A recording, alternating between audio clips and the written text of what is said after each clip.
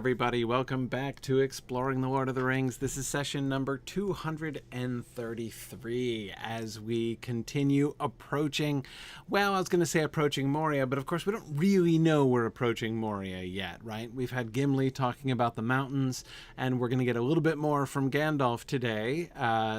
Today's session is called Looking Ahead. Thinking about, of course, when Gandalf said he was looking ahead, you know, he had gone on looking ahead and was looking behind when he came and discovered Bilbo and the dwarves captured by the trolls in chapter 3 of The Hobbit, or 2 of The Hobbit, sorry. Yes, approaching the very general vicinity of Moria is exactly where we are, Torlonio, and looking forward to seeing Gandalf's plans, which are very interesting.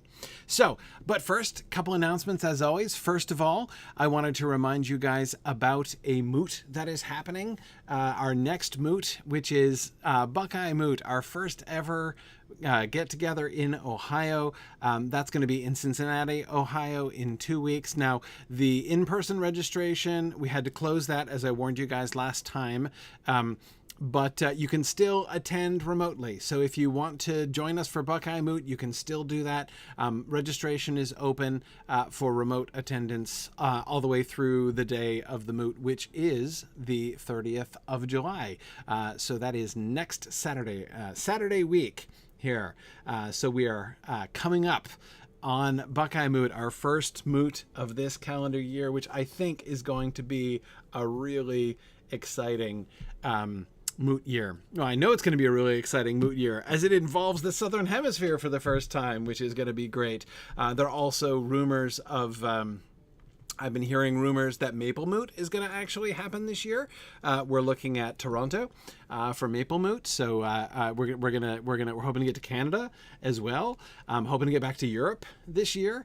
Not to mention, all of the domestic moots that we're already planning and continuing to look at. So many things happening. I am really excited for our moot season this year. And it all begins with Buckeye Moot in a week and a half. So if you haven't registered for remote attendance on that, you can. I believe, yes, we have SoCal Moot. Praise. I'm so looking forward to that. That's going to be the end of our fall season, I think, there in November. So I hope that you guys will be able to join me at the moots. I know I've been rather scarce lately. My travel plans this summer are kind of crazy, actually.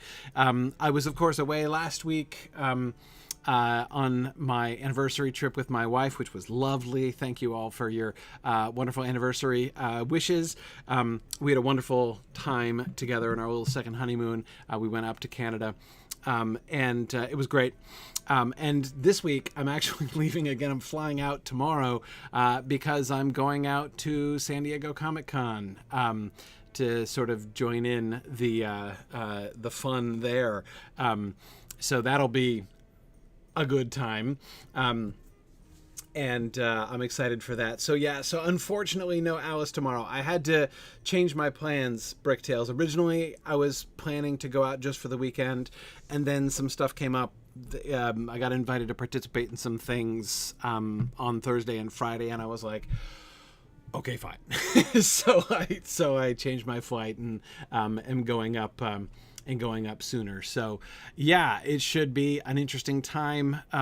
You can keep an eye on social media. I'm gonna be on probably on Twitch and TikTok a lot this week from Comic-Con. So looking forward to that. But anyway, I will see. But so that's where I'm going to be. So this is my only broadcast this week. I was going to do a whole bunch more, but this is the only one I'm going to be able to get to, which is particularly hard that I'm not going to be able to do Other Minds and Hands this week, which means we're not going to get to talk about the trailer, which I've been waiting to talk about the trailer. My wife was very patient with me watching the trailer from our vacation. Anyway, So yeah, I'm going to be at the airport during the Other Minds and Hands time. So anyway,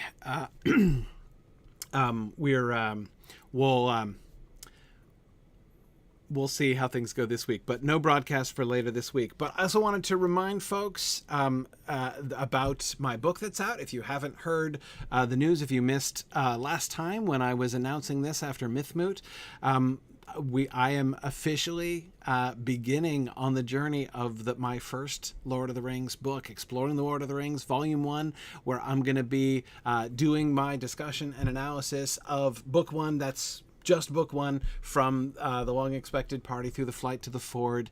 And I'm publishing this in serial format. So I'm inviting everybody to come along with me for the ride and even contribute to the book and to the discussion as we go. There are opportunities to get involved at various levels. So if you would like early access to read the chapters as I'm producing them, and then even to get involved on a deeper level, a bunch of people have signed up for the Author Circle, where you can get involved. I'll be meeting with folks and having discussions and giving you guys some extra updates and things like that. So anyway, yeah, awesome. Highlander wins. That's fantastic. Thanks for joining the Author Circle. It's gonna be really fun. I'm really looking forward to that. We're gonna be starting up some of those festivities here pretty soon. I think I'm gonna be recording some bits for the Author Circle from Comic-Con, actually, so it's gonna be cool. Anyway, so I just wanted to invite you guys to, if you haven't heard about this, and to spread the word about this.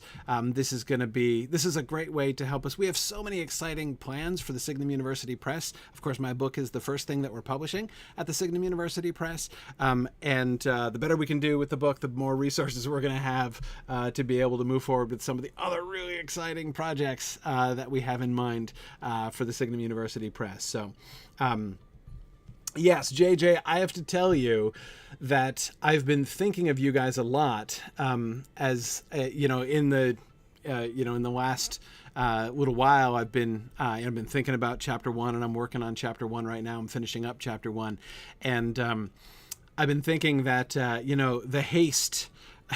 The haste of Lothi's 5 years ago is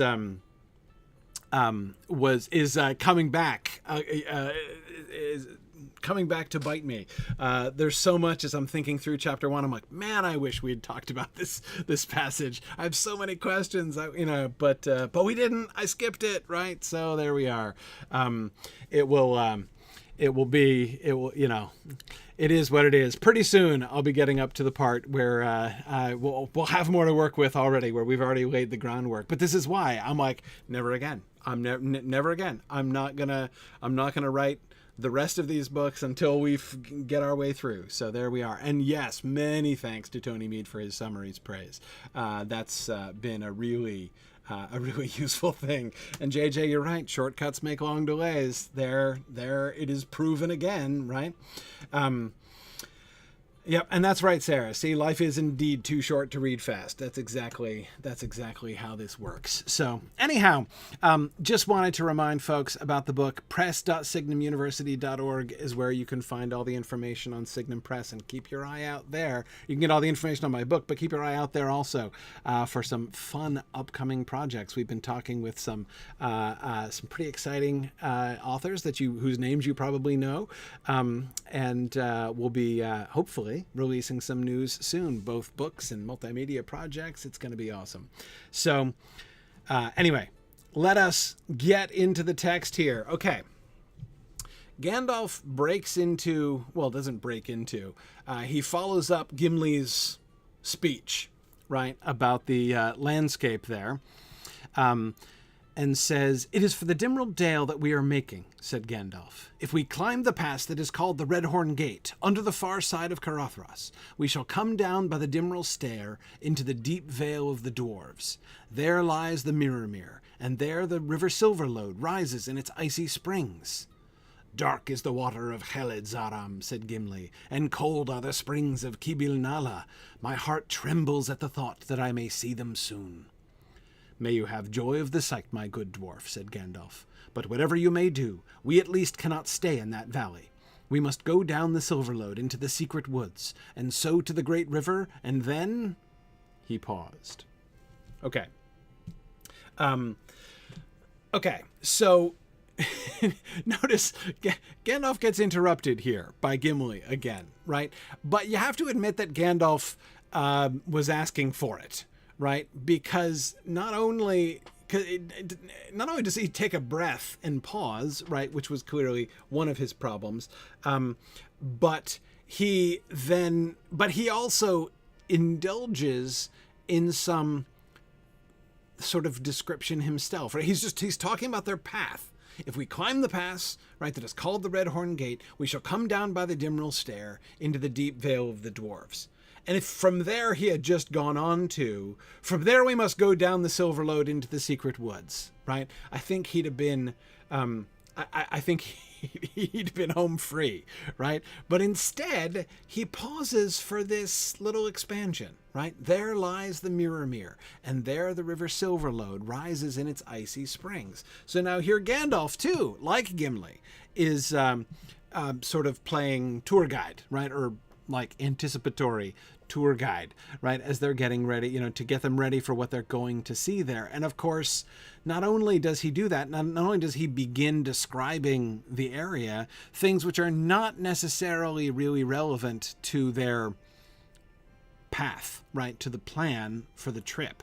But he mentions the Mirror, right? And there, now you've got Gimli reciting poetry, right? Dark is the water of Khaled-Zaram, and cold are the springs of Kibil-Nala.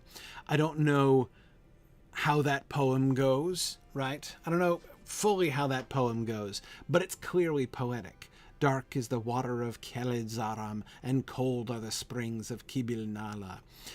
The pacing and the metrical quality of those lines make it pretty clear that Gimli is reciting something which may likely, I think, have been meant to be sung, even. Yeah.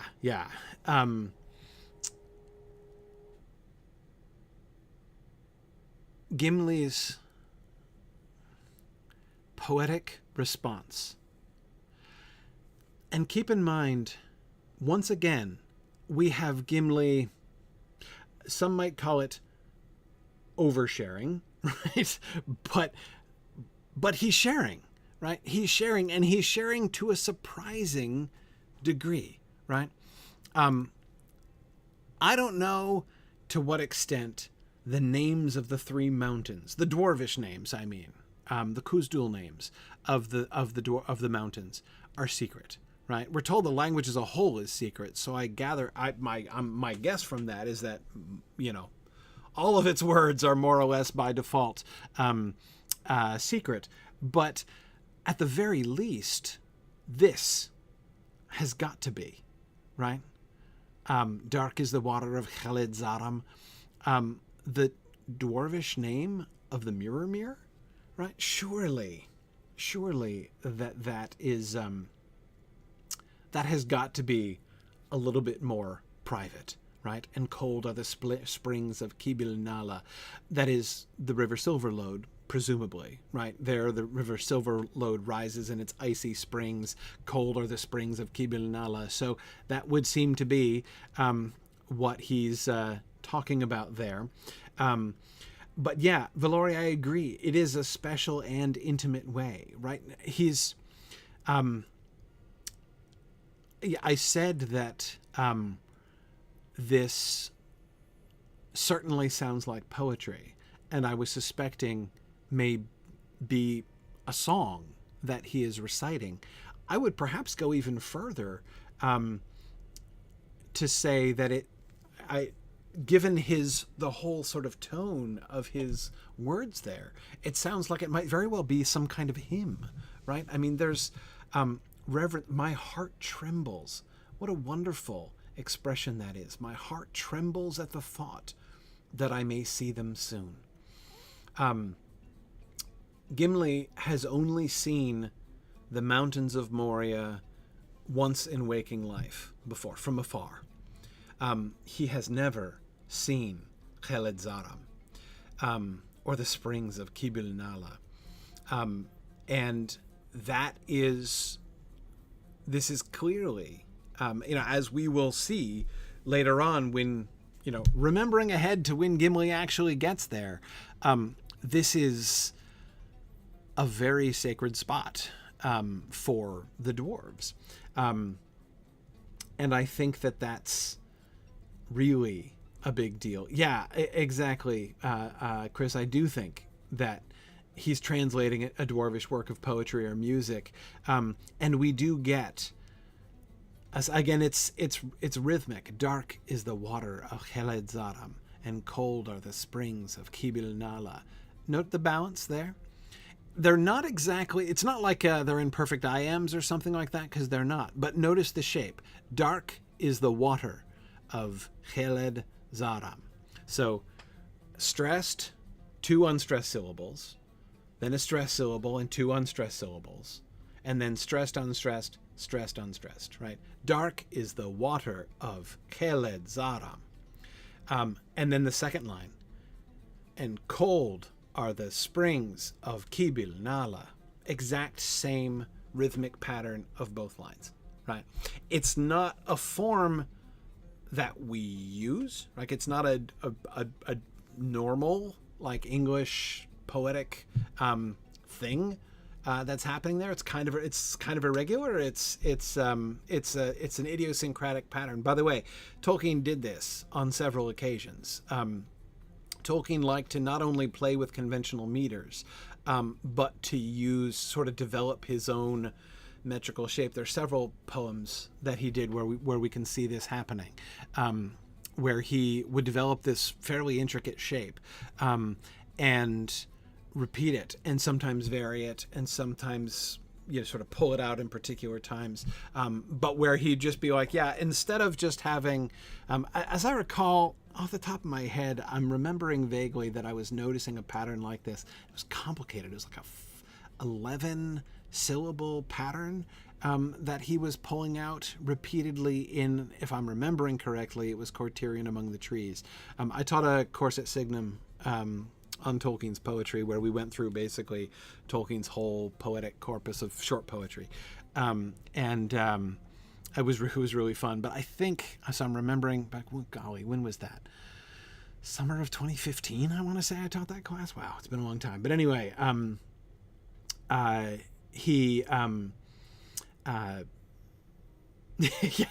course got through more than 3 lines. We did the whole corpus. Dolores stroke. It was scarring, but no, it was fun. It was fun, but rushed in some ways. But anyway, this is a thing. Anyway, as I say, that you can see several times when you're listening to a line like this, and you're like, yeah, it's an unusual rhythm, and then you're like, oh yeah, and that rhyme is in the same unusual rhythm, and we can see that going on here.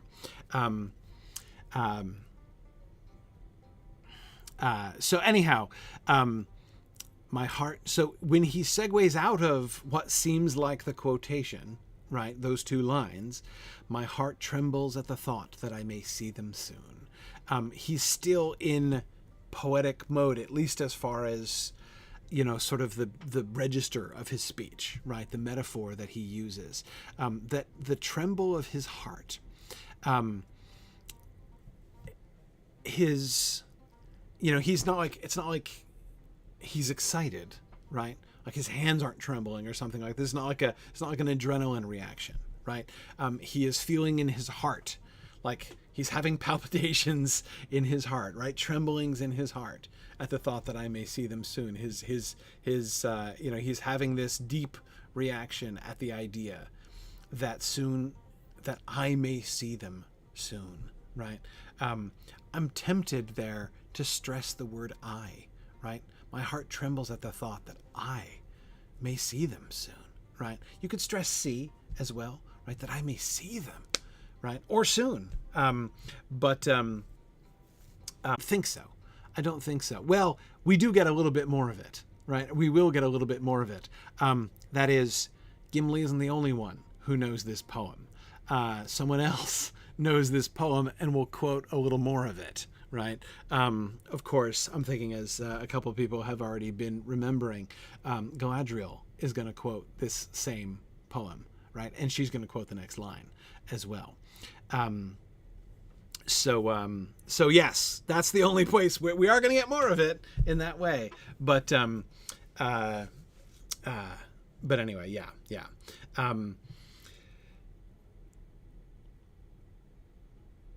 See, right? People talking about whether dwarves do tra-la-la-lolly. You know, here's the thing. Are we sure they don't? The only difference is they tra-la-la-lolly where nobody can see them, nobody else, right? They don't tra-la-la-lolly in public is the main difference. But who knows, right? I don't know. They do chip the glasses and crack the plates. Exactly. That's a nice public vernacular piece of fun. Yes, doing dishes. Mudmore was thinking the same thing. Exactly. Yeah. Praise, no, you're right. Curse my enemies, that they do in public, right? The axes of the dwarves are upon you, right? By the way, somebody might think of that and say, wait, but hang on a second, how can you say that like the whole language is secret and that, like any word of Khuzdul is secret when they're shouting, Gimli's shouting this all the time, right? Baruch Chazad, I Menu, right? We haven't gotten there yet, but he will be shouting that, right? But of course you're shouting that when you're about to kill all the witnesses, right? I mean, your allies, you're sharing it with your allies, right? But isn't the point, right? That it's like the last thing your enemies hear. So, exactly. Evil Dr. Cannon says he doesn't expect the listeners to survive. That's exactly it, right? With the battle cry, for sure. Drowsnake, not your allies, right? It's again, he's sharing. Look, he's sharing here, right? And he totally doesn't have to, right? This is Gimli going way further out of his way, right? You could say that he got swept up in the moment, right? When they come over that rise and he's looking at the three mountains of Moria in front of him for the second time in waking life, right? What seems like literally his dreams, like he has literally dreamed of these mountains in his dreams, and now he's seeing them again for the second time in his life. We don't know how long it's been since the first time, right? And they're approaching them, right? They're going straight towards them. That at that moment he might, his heart might overflow, and he let loose that speech, which was still like, he doesn't have to say it to everybody, he doesn't have to share it with everybody, but he does, right? As we talked about before. But surely, if that was a slip of some sort, right? If that only happened because he got carried away and whatever, he's had time to recover himself. Gandalf breaks in, right, and starts talking about these things, and then he goes again, and seems to me to go a great deal further, right? Not only giving more of these secret dwarf names, but even like, I can't think that poem or song that he's quoting is something that many dwarves have recited in the hearing of many other non-dwarves, right? I can't imagine that that's very common. And I think we have evidence from the text to believe that what Gimli is doing here is very unusual. And that evidence, by the way, is in Gimli's response to Galadriel's reciting of it. The fact that she knows the poem is clearly to Gimli a huge deal, right? As we'll see. We'll get there. Shan't be long at all.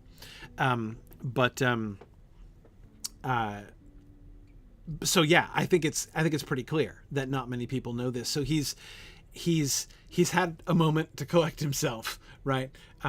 But he doesn't take advantage of that to curtail his oversharing, right? Instead, he just plunges straight in and goes even further with it. And again, I think it's, I'm not trying to critique, to criticize Gimli for this, right? I'm not saying he's being bad or doing something wrong, or even necessarily that like Gloin would be scandalized if he saw what his boy was doing these days, right? But I think that it is a testimony. It does show us Gimli's attitude, right? It's a big deal that Gimli shares this, and that this is the way we're introduced to him, right? This is, remember, this really, I mean, we were literally introduced to him, like, there's Gimli, right? Before, but this is the first time we've seen him do or say anything independently. He was like a name on a list before. But yes, Bjorning, exactly. Gimli the Uniter, the bridge between dwarves and the other free peoples. That is precisely the role that we see. Now, JJ, you're right. We did get the his the aphorism competition with Elrond, right? So we heard from him before, and we did learn some things about him, but they weren't in this direction, right? They didn't show us this. They showed us, what did they show us? What did we learn? We didn't ask that question before. And now that you've brought it up, we might as well, right? Yeah, Chris was thinking about the same thing too. So what did we learn from Gimli in what he was doing and saying? He, faithless is he that says farewell when the road darkens, he says, right? And so we see his own, the importance that he places on faithfulness, right? The scorn with which he treats the idea that people might, wander off and do the things. Yeah, loyalty. And that he's a team player, right? Yeah, focused on loyalty and fellowship, absolutely. Willing to sacrifice, right? Remember, he was the one who was saying, like, yeah, I move, we take oaths, right? Who's with me? Everybody agrees that's a great idea, right? That was Gimli. In other words, he was not afraid to bind himself. He was in favor of, laying it on the line, basically. And it was Elrond who was insisting that they keep their minds open, right? That they keep their options open for moving forward. So,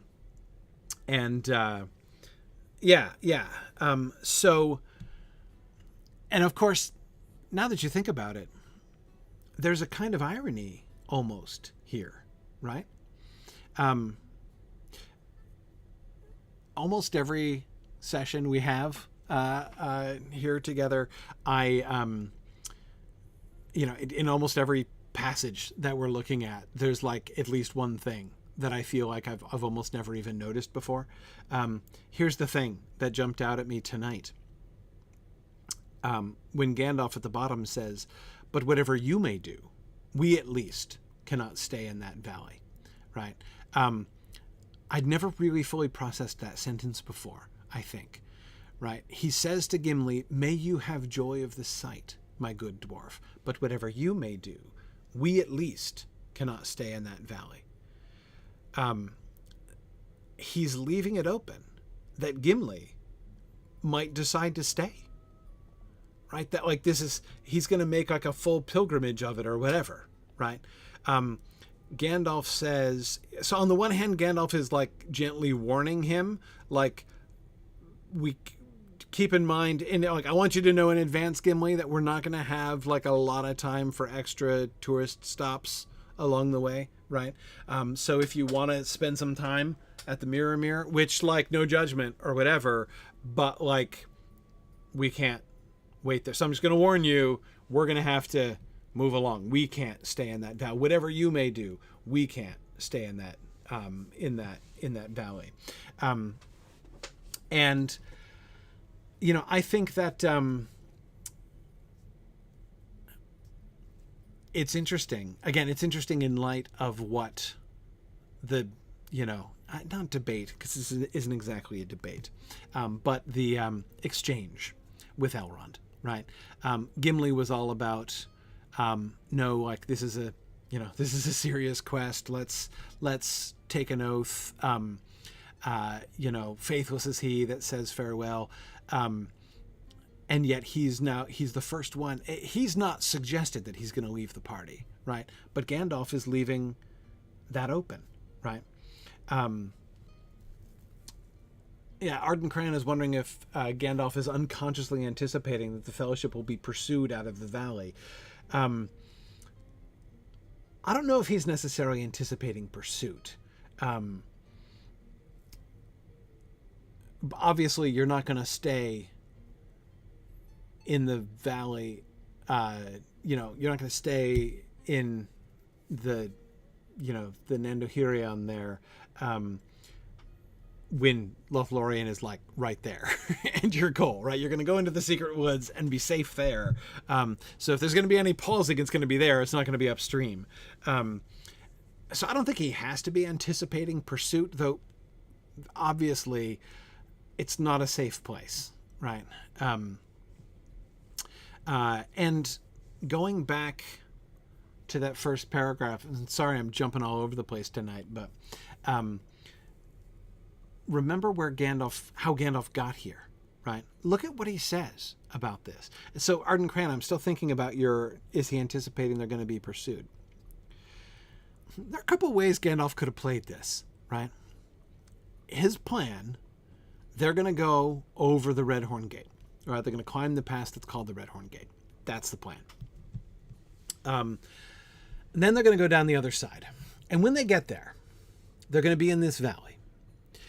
Now, again, there's a couple ways he could describe this valley, right? And I don't just mean the way that Gimli is giving us, like, you can describe it in Khuzdul, you can describe it in Sindarin, you can describe it in common. No. What I mean, he says he calls it into the deep vale of the dwarves. The deep vale of the veil of the dwarves, right? In what sense? In what sense is it the veil of the dwarves? I mean, yeah, they've got history there, right? As Gimli has already pointed to, right? And perhaps he's calling it the deep veil of the dwarves in deference, right, to the illusions which Gimli just made, which he surely understands, right? The valley that they cannot forget. And so he calls it the deep veil of the dwarves. There are no dwarves there, right? And Gandalf, we know that Gandalf is fairly confident that there are no dwarves anywhere nearby. Everybody in the party, no, I think everybody in the party fully expects to find Balin's company dead. They would like to discover what happened to them. They would like to confirm that. But unlike in the films, there is no anticipation that Balin for sure is still alive. Gandalf doesn't close the door on that, right? He leaves that as like, who knows? Maybe he's still there, right? But I don't think that Gandalf really hopes for that. I don't think any of them really hope for that. Yeah, they've been silent for like 25 years. Two Jews, man. That's exactly right. It's been a long time. It's very unlikely that they're still around. Yeah, exactly. Again, yeah, JJ, exactly. JJ is quoting the text where Gandalf is putting a bright light on things. We'll get there. We'll get to that one legitimately soon, JJ. But yeah, so he's not ready to shut the door completely, but everybody's pretty confident that they're dead. And in other words, again, I'm coming back to the deep veil of the dwarves. Why does he call it that? Right? In deference to Gimli, perhaps, and Gimli's feelings. And as a historical reference to the fact that this is the veil, the deep veil where the dwarves died and won, right? Their war with the goblins so many years ago. Yes, possibly. But of course, he could also call it, the deep veil that is really likely to be crawling with orcs and orc spies, right? Because they're the ones who still are there. We know for sure there are orcs there in Moria. That's got to be almost certain. So again, Arden Cran, I'm thinking about your question about is he anticipating being chased? No, I don't think he's having a presentiment of that here exactly. But he's got to know that it's a possibility, right? When you are approaching the gates of Moria, which is what the deep veil of the dwarves leads up to, right? If you're approaching Moria, you've got to realize you're in significant danger. Even again, remembering the history, right, from Appendix A, when Thror and his servant approached the gates of Moria, right, they were seen, right? They were spotted by the orcs that were inside. So yeah, it's dangerous. No, you don't want to linger there. Not even for tourist purposes, right? Not even for, a totally understandable dwarvish pilgrimage, right? Praise, is it ever specified which pass Bilbo crosses in The Hobbit? I think, let me go back to the map here. I believe it's the High Pass that he goes through here. I think it's the High Pass near Rivendell that they are going through, because they're aiming for this road, the Old Forest Road, right? And they end up getting sidetracked, right? And they are continually sidetracked to the north, right? The first sidetracking is coming out the back door and ending up at the Carrick, which is north of the Old Ford, where the Old Forest Road. So they were going to go to the Old Forest Road, which would have ended badly, right? And instead they end up at the Carrick, and they end up going on the other Elf Road, not the Old Forest Road, but a different road, right? That goes in, and then that ends badly now, and then they end up going the river instead. So they keep getting bumped north. Yeah. So I'm pretty sure it's the High Pass that they're crossing, where they get captured by goblins and stuff in The Hobbit. So they were way south of this. They were definitely not down here.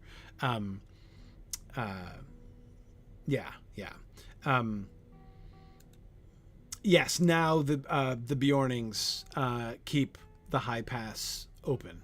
That's part of what, like, this road now is in use again. We're told. Yes. Interesting. Sarah's asking, could he be talking up the dwarves because he wanted to go to Moria rather than Aragorn's route all along? I don't think so. I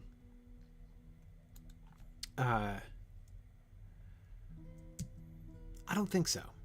I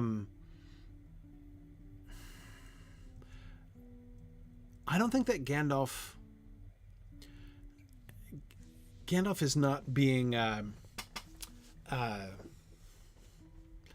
sort of passive aggressive in that way. Like, he's not being like, because apparently he's gonna say later that not that he wanted to go through more, but that he thought all along that they would be obliged to go that way. So he's kind of reconciled with the idea that they were gonna have to go that way. And so when it comes to the debate with Aragorn, he is arguing for Moria and not for Carothras. But it's still, Carothras seems to be Gandalf's plan A as well. It's just that his heart tells him that plan A is not going to pan out, and they're going to end up going to plan B, is, I think, what his words are going to end up meaning. Anyhow, the point that I was working up to in response to Ardent Crayon's comment is that Gandalf, apart from his reference later in the third paragraph in this passage, his reference to the fact that they're not really going to be able to linger, right? This is not pilgrimage time, Gimli. Apart from that, he doesn't really mention how dangerous this place is, right? He could, when he's emphasizing this, right? Instead of saying, into the deep vale of the dwarves, there lies the Mirror, and there the River Silver Lode rises in its icy springs, which sounds lovely, right? I mean, that sounds like that sentence could be from, like, the pamphlets distributed by the, like, Nanduhirian Tourism Board, right? There lies the Mirror, and there the River Silver Lode rises in its icy springs, right? Enjoy an afternoon of picnicking on the shores of the Mirror. I mean, it very neutral, right? In terms of Like, this place is very, very dangerous, even apart from the fact that there's still the whole Durin's Bane issue unresolved, which Gandalf knows of. Now, surely he's probably not worried about Durin's Bane leaping out of the ground and chasing them down the valley, but still, this is a seriously dangerous place. But he doesn't emphasize that at all, right? He gives the tourism board description instead, and then just emphasizes we must go down the Silverlode into the secret woods. Into the secret woods. And so to the Great River. And then he doesn't emphasize the plan. Like, presumably the secret woods, concerning which he gives us no further information right here, right? We don't mention Galadriel. We don't mention the elves. No reference to the elves here, right? Just that there are secret woods. We must go down the Silverlode into the secret woods. That will presumably be safer. But again, he's not emphasized the danger before they get there, right? This is an extremely neutral and non-alarming description that he's giving them here. And I think that that's interesting, that Gandalf is, I don't know if this is all targeted at Frodo, the like keep Frodo's spirits up campaign, that we saw both Gandalf and Bilbo engaging in, certainly during that, the Council of Bilbo there at the very beginning of chapter 3. Catriona, you're right. He also does leave out the where they're likely to shoot you on sight part of the secret woods. It's true. There are several things he kind of glosses over there. And good. Both Trifle and Praise are thinking about trying not to scare Boromir, right, when with mentioning by name the secret woods and what might be there. Agreed. So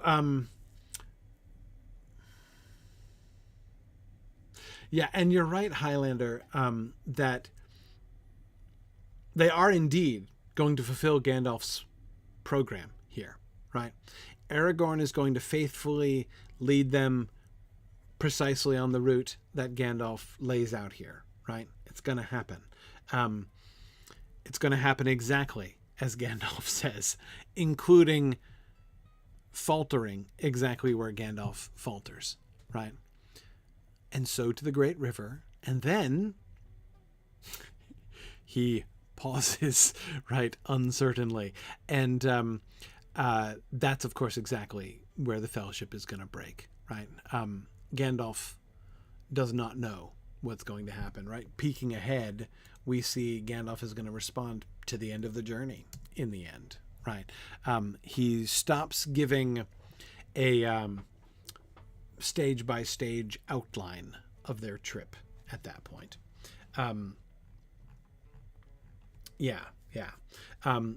This is exactly...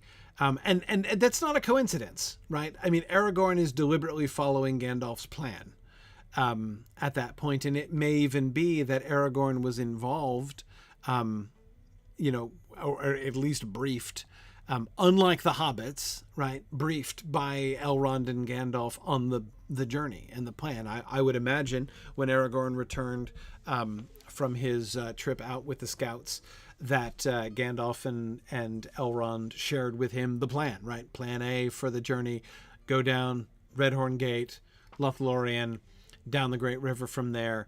I'm sure they ran that by Aragorn, and he knows this already, right? But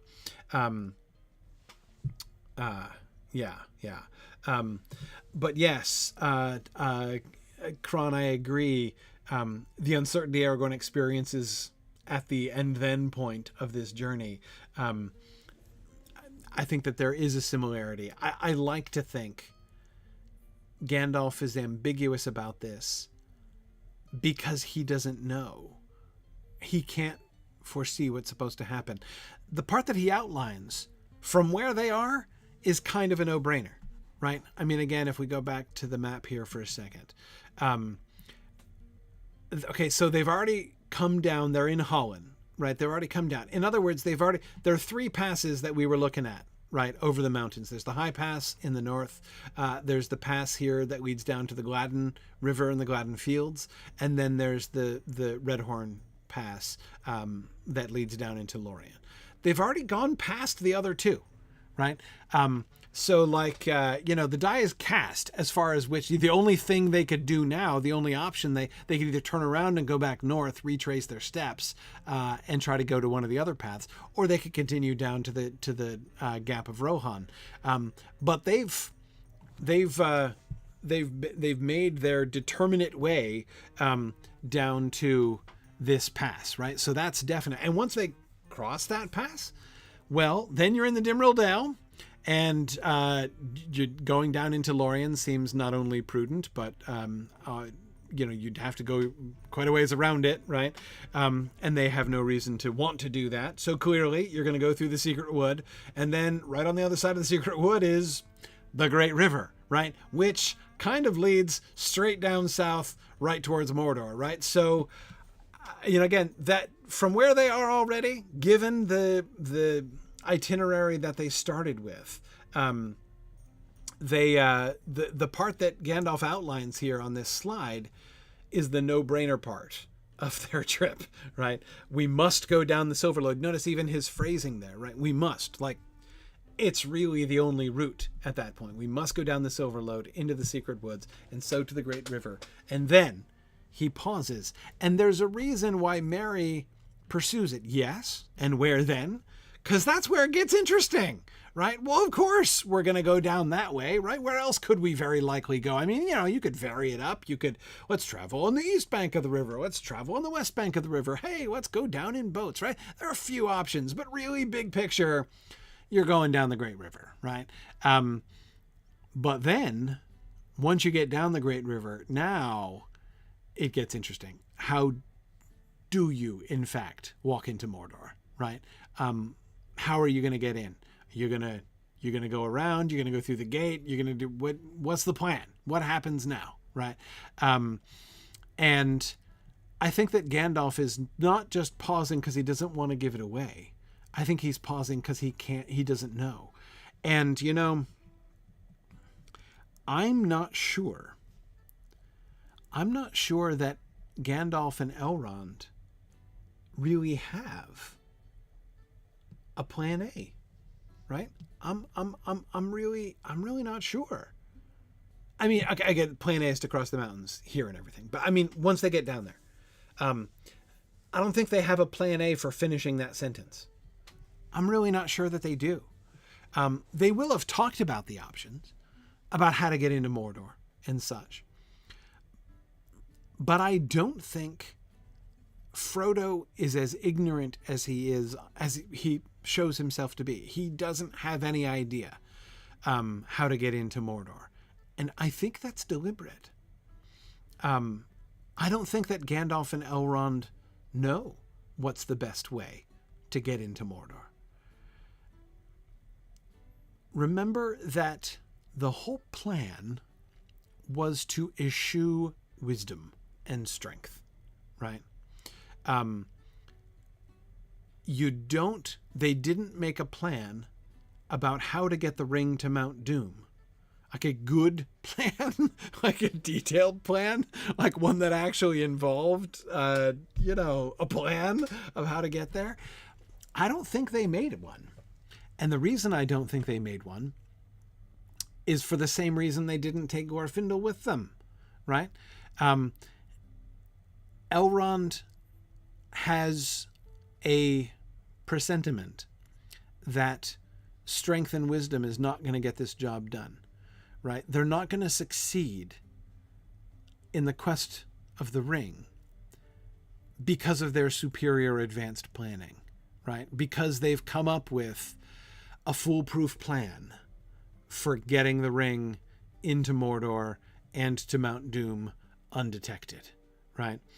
This is not like, the ring destruction caper that they've plotted out. I don't think they've plotted it.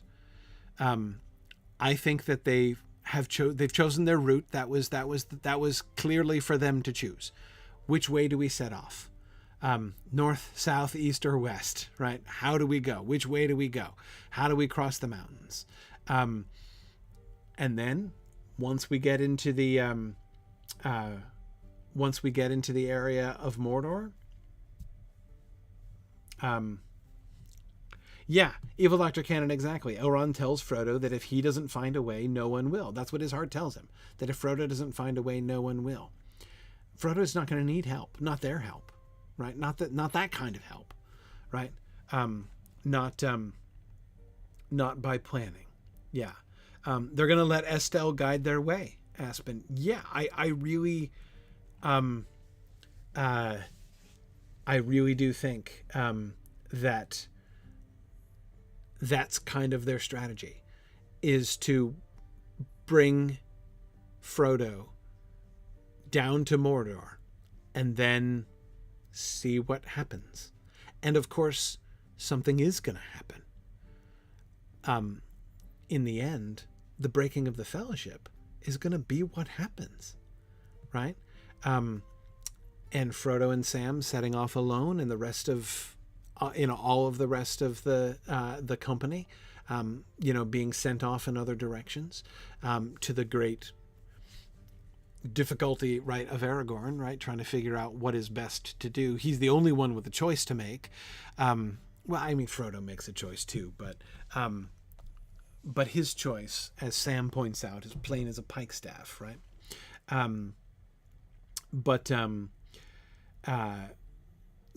Yeah. Does Gandalf maybe foresee that the Fellowship might break, Dr. Benway?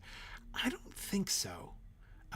It's possible that he has some presentiment that something's going to happen, right? That or maybe Elrond did. Remember, Elrond couldn't see much of their road. But yeah, I mean, he, I wonder if they have some presentiment that really past the Great River, there's no point making plans, because at that point, something's going to intervene, right? Something's going to happen. Galadriel is going to give them a warning, and it's going to tell Gandalf, that company is on the edge of a knife, right? But yeah. But yeah, Dr. Benway, all bets are off after they get down to the Great River. Then it's just up to Estelle. Their whole thing is a sort of a gamble on Providence, right? It's all an act of Estelle, I think, from one end to the next. So yeah, that was kind of always plan A, actually, right? Relying on Estelle.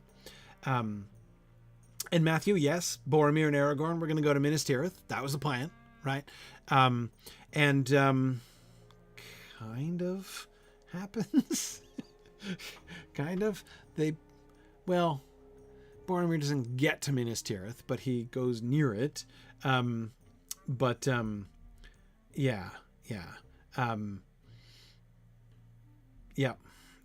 Okay. Anyway, sorry, shaking my head because I'm jumping all over the place so much here today.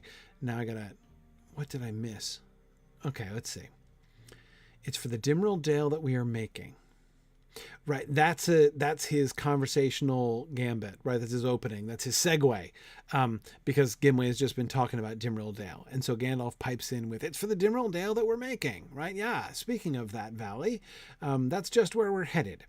If we climb the pass that is called the Redhorn Gate under the far side of Carathras, we shall come down by the Dimrill Stair into the deep vale of the dwarves. Well, that all sounds very cheerful. There lies the mirror, and there the River Silverlode rises in its icy springs. Then we get the tourism board promoting the Dimrill Dale. Then Gimli speaks his other piece. My heart trembles at the thought that I may see them soon. So vulnerable, isn't he? Like, just not afraid to put it out there is Gimli. And Gandalf's response, may you have joy of the sight, my good dwarf, right? This is the line that Gimli's going to remember keenly later on. May you have joy of the sight, my good dwarf. Gimli is a romantic guy. Yeah, he is. He is. And, you know, in this context, my good dwarf is a very, on the one hand, a very sort of generic thing for Gandalf to say, right? Like, you know, like, oh, yes, my good man, right? It's kind of like that on the one hand, but on the other hand,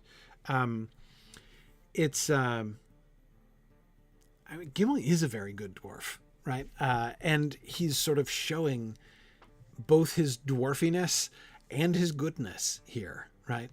A bad dwarf, right, or a less good dwarf than Gimli might be, you know, saying something territorial or, again, but sort of being actively secretive, right? Gimli is being the opposite, right? He is putting his heart right out there, sharing his feelings, revealing the deep, clearly like quasi-religious reverence that he has for this place. And I think that's a big, Gimli is no meme. That's exactly right. That's of course, a very relevant contrast, right?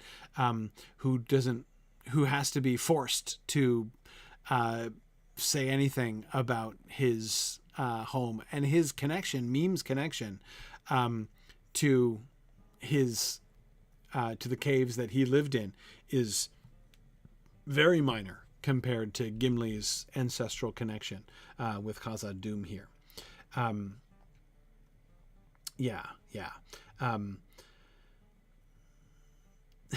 Yes. Yeah, exactly. And may you have joy of the sight. Also acknowledges, Gandalf acknowledges Gimli's reverence, right? That may you have joy is clearly a recognition of Gimli's, like a respectful recognition of the strength of Gimli's feelings and the nature of Gimli's feelings, right? Arden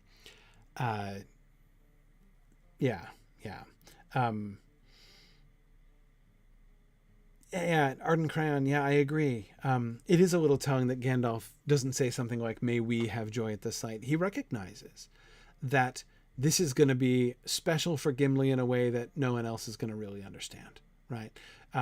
He is respecting what Gimli is sharing here, right? I acknowledge that this is going to be really special for you, right? And may you have joy of the sight. But whatever you may do, we at least cannot stay in that valley. And if you want to stay for a while, right? Think through again in a different way what that means for him to say, right? If this is the end of your road, that's okay. We'll have to continue, right? We at least cannot stay in that valley. But there's a recognition on Gandalf's part. For Gimli, this could be the culmination of his entire journey, right? Gimli could well decide when he gets to the Mirror that this is it, right? This is why I have come so far. This is what I came to see, right? And I'm going to be here and then go home, right? Remember, that's why Legolas and Gimli were chosen, is that they're headed vaguely east anyway, right? And they're willing to take a long dog leg south to travel with them, with the rest of the people for a while. We can already see from his speaking of oaths that Gimli is already thinking beyond merely taking a side trip, right? Merely adding a dog leg to their to his trip back to the Lonely Mountain by traveling south with them. But Gandalf also acknowledges if he wants to stay here and then from here make his way back to Erebor, that's legit. That would be fine. It would be understandable, and that would be in keeping with the circumstances under which he was chosen, right? Yeah, Greyhame, exactly. Dimrill Dale was where the war casualties were burned. Absolutely. There's all kinds of reasons. It's in this sense, of course, that it is the deep vale of the dwarves, right? Both ancient and modern history of the dwarves has made this into a very important spot, right? Whether it's the recent history of the burning of the casualties of the Battle of Azanulbazar, or whether it's the very, very ancient monument to Durin first looking into the Mirror and, deciding to establish Khazad-dûm there. It would be like Gimli's equivalent of visiting the Arlington Cemetery, Bjorning, yeah, or Gettysburg, or both, right? Plus, like, I don't even know what parallel would there be? There's certainly no parallel in American culture to Durin Stone and the Mirror. Yeah, I can't even. Lincoln, I mean Mecca in a sense, right? In the religious pilgrimage sense, but even that, yeah. I mean, Matthew, possibly the Holy Land is all that the only thing that I can think of, as far as like the ancientry. Plymouth Rock from an American standpoint, maybe. Though I got to tell you, Rowan, as a New England resident, prepare to be underwhelmed by Plymouth Rock if ever you do go there. There's a lot of really fun stuff. Plymouth Plantation is a really cool place to visit, but the Rock, not really exciting. Just saying. Yeah. It is tiny praise. Exactly. It's so small. I expected a huge boulder. Yeah, exactly. About the size of a large pig is exactly right.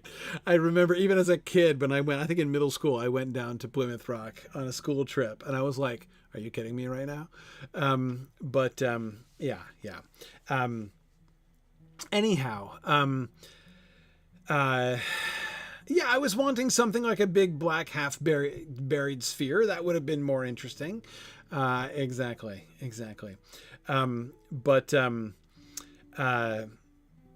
Yeah. Anyway, yeah, I don't think I expected it to look quite like The Rock and the Lion King praise, but more like that than like what it is. Seriously, when I first saw Plymouth Rock, I was like, how did they even single that out? Like, why did they even single that out? I mean, I've got more impressive rocks like jutting out of the earth in my backyard, literally. But whatever. Anyway, I don't think Plymouth Rock doesn't have anything like the kind of reverence. It doesn't inspire anything like the kind of reverence. So I don't think there's anything parallel. Anyway, the point is Gandalf definitely acknowledges this could be the end of the road for Gimli, and nobody would blame him. I don't think that he's incriminating Gimli there at all, right? Whatever you may do, we at least cannot stay in that valley. I don't see any like hint of reproach there to Gimli. He's just wished him joy of the sight, right? It's like he's acknowledging Gimli's going to have to make a choice. There will be a choice he's going to be confronted by a choice. If he wants to stay and see the sights of various kinds and spend who knows, like what kind of like personal retreat time he might want to spend, either looking into Mirror or contemplating the death of his recent ancestors. There's all kinds of things that he could constructively do right there. But he's going to have to choose. He's going to have to choose between the significance of that moment for him and his own personal history, his own personal life journey, and his continuation with the quest. And I think that Gandalf, following Elrond's lead, is deliberately not trying to bias him in that. Whatever you may do, no judging, right? If you choose to stay, then that's what you choose.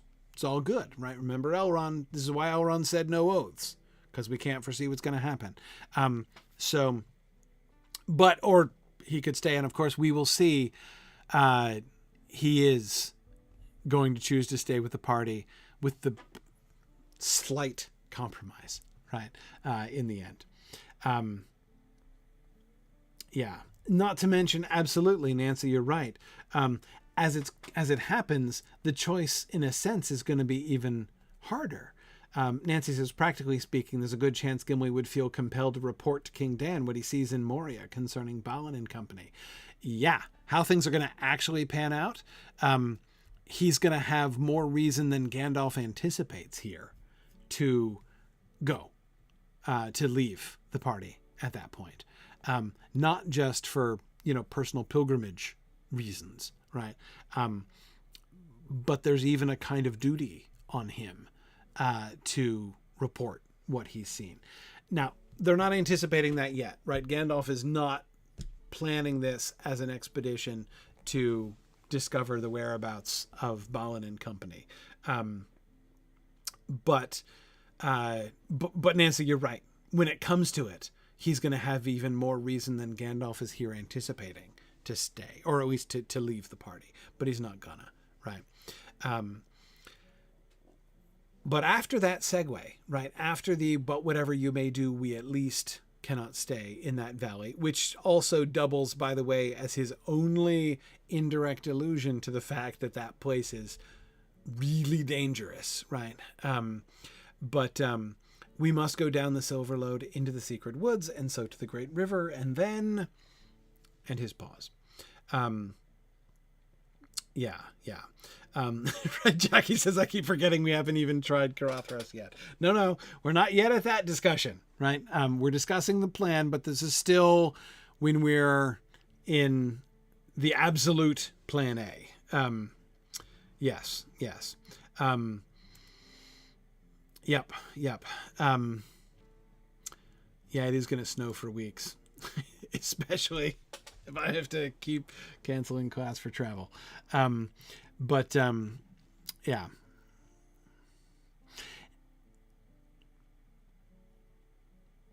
Here's the last thing that puzzles me here.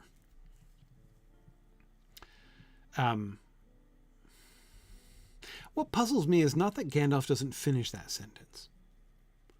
It's how Gandalf structures that sentence. Like, I don't think he knows. As I've said, I don't think he knows the answer to that question. I think that he and Elrond have deliberately not made plans about what happens after the Great River. So why does he even say "and then"? It sounds like he has an idea. I mean, I have argued that I don't think Gandalf knows, I don't think he has a plan, but you wouldn't know it from this sentence, right? We must go down the Silverlode into the secret woods, and so to the great river, and then... Now, Praise says, can we tell from drafts if Tolkien even knows yet? No, I don't think so. I mean, he knows where they're going to end up. Does he know how they're going to get in yet? No, I don't think so. I'm trying to remember plot outlines in Return of the Shadow. Though actually we might be in Treason of Isengard territory already. I don't think so. I don't think he does anticipate it. Well, he's certainly not the path into Mordor, for sure. So, Gandalf stops himself and pauses. If he hadn't paused, how was he going to finish that sentence? We must go down the Silverlode into the secret woods.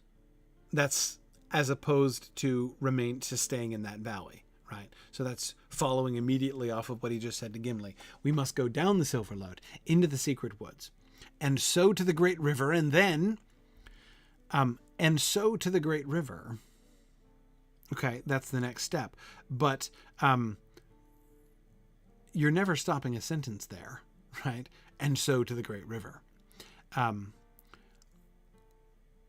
That syntax demands a rest of the sentence, right?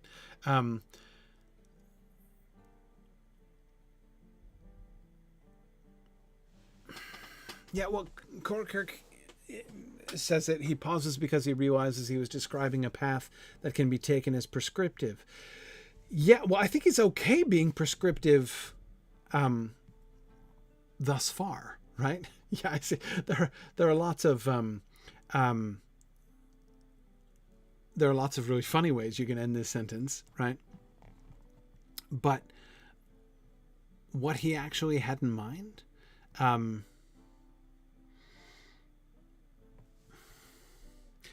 it's possible. Someone who's just suggesting that he's trying to avoid saying the name of Mordor here. Yeah, possibly. Right. So if we're going to peek ahead, we're just going to peek because we already peeked once. Yes, and where then? Asked Merry. To the end of the journey, in the end, said Gandalf. That's vague, highly vague, and certainly does sound like a circumlocution. They all know where the end of the journey is. They all know that Frodo is going to cast the ring into the fire. They know that Mordor is the ultimate destination of this journey. So merely saying to the end of the journey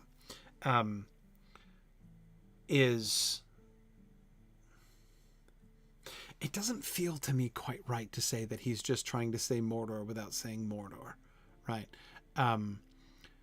After his pause, in which he seems to have interrupted himself, right? After reflection, he merely says, to the end of the journey, in the end, right?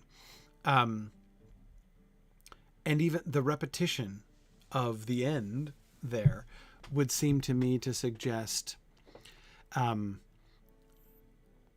clearly he's keeping that he's making it clear that I'm not going to be prescriptive from here, right?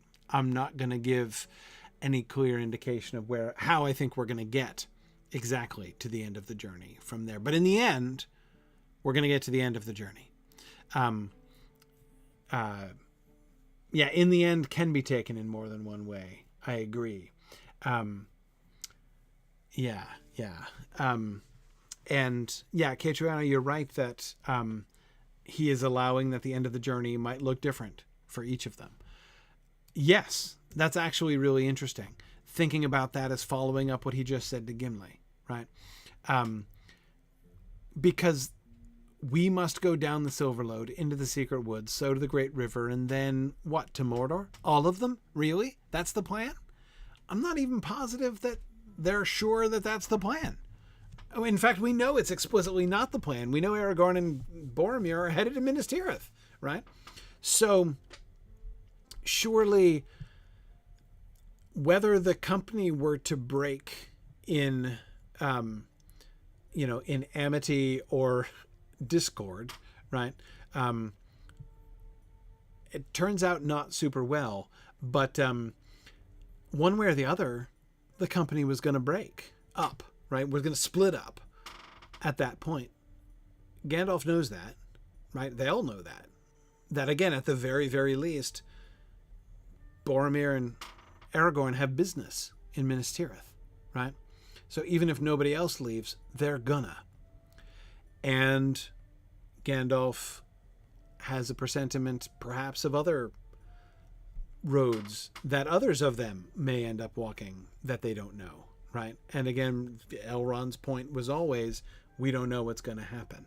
And just as he was just saying, hey, maybe Gimli, maybe you'll find when we get to the Dimrill Dale that that's where you're supposed to be, that you're supposed to stay there, and that we're going to leave you behind. Might happen, right?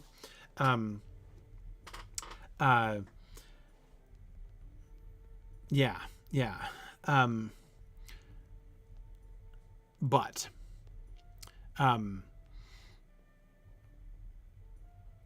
yeah, so it's the beginning. I do think that it's the splitting up of the Fellowship that reroutes him there, right?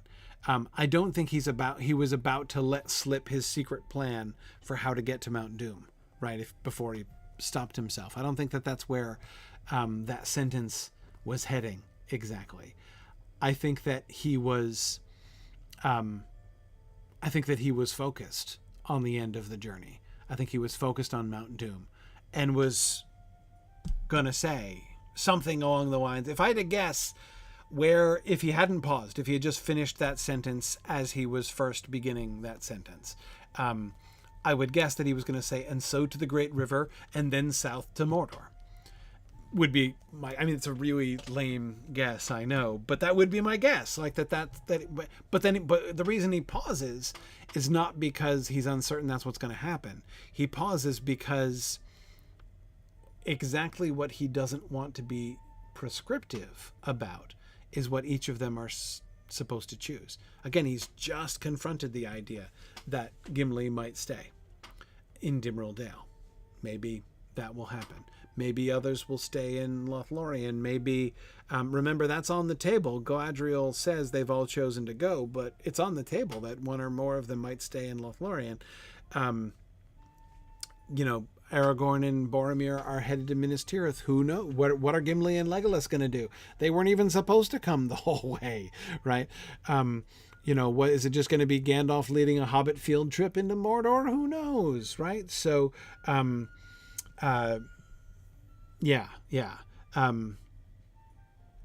so Lincoln, I do think that Gandalf is interrupting himself because he's kicking in the Elrond plan, following Elrond's lead, as you say, in not being prescriptive about the choices that people are supposed to make.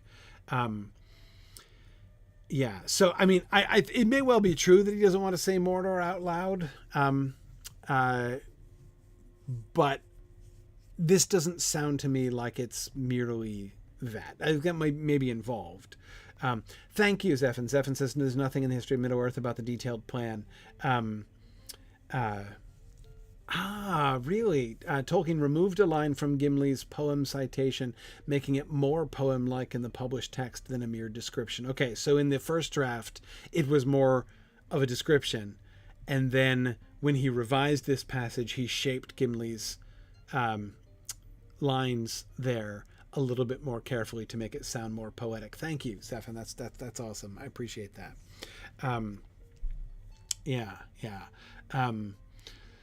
So that's my guess. My guess is that he pauses not because doesn't want to let slip the secret plan. I don't think there is a secret plan. I think it's because he realizes he was just about to blithely speak as if they were all definitely headed to Mordor when he knows they're not, and they're not supposed to. He's not supposed to be putting pressure on people. He just himself followed the Elrond plan of leaving people open there. And yeah, Rachel, you're right. At the Great River, the choice is between Gondor and Mordor, and it is known. It is indeed planned that they're going to split at that point, and some are going to go to Gondor and some to Mordor, presumably, right?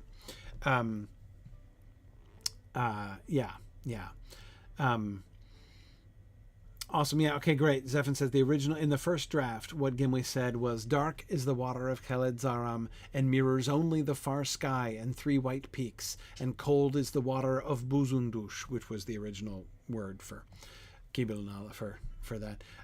My heart, my heart trembles at the thought. Yeah. Right. So he takes what was just a description, right, where he was describing Khaled Zaram, right, and how it works. So then he reshaped it into the poetic utterance that we get there. Thank you, Zephan. I appreciate you looking that up. That's really helpful. Yeah, which door do we choose? Right, what's behind door number 1? Right, yes. Which door are you going to choose? Are you going to choose the stony door or the black door? Exactly.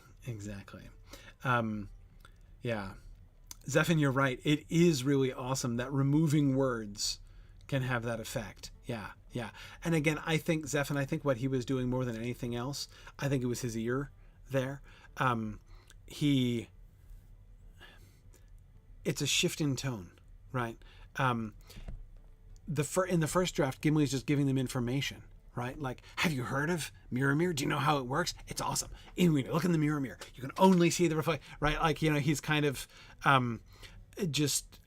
again, it's like the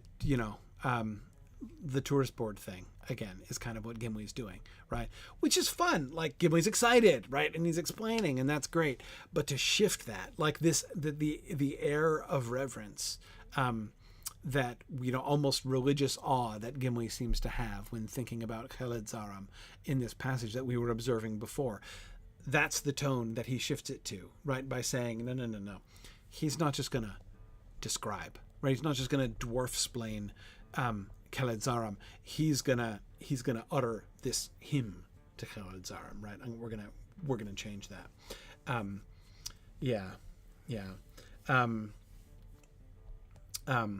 Cool. Right, exactly, Corey. Now instead, the anticipation for the mirror builds for chapters and chapters. Absolutely.